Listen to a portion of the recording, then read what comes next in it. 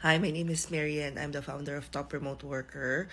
But at the moment, hindi na kami externally hiring. What happens is, when I started the mentorship program, ang ultimate goal is not to spend as much na sa hiring process namin kasi isa yun sa pinakamalakas na overhead ko. Instead, ang mga mentees namin, doon kami nakakakita ng mga gems, ng mga diamond. So, I'm so sorry. 6 a.m. na kami nakauwi. But before, we've been spending around siguro $2,000 hanggang $3,000 monthly para sa salary ng recruitment. And now that we're providing na parang training locally dito sa Pilipinas, nakakatipid kami sa recruitment.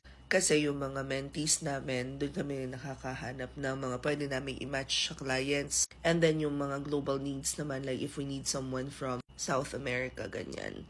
Meron na kaming contacts doon. So, ngayon, ang nangyari is, even yung US counterpart namin, they found this parang pool of people that we get to train and then we get to hire. So, Top Remote Worker is no longer externally hiring.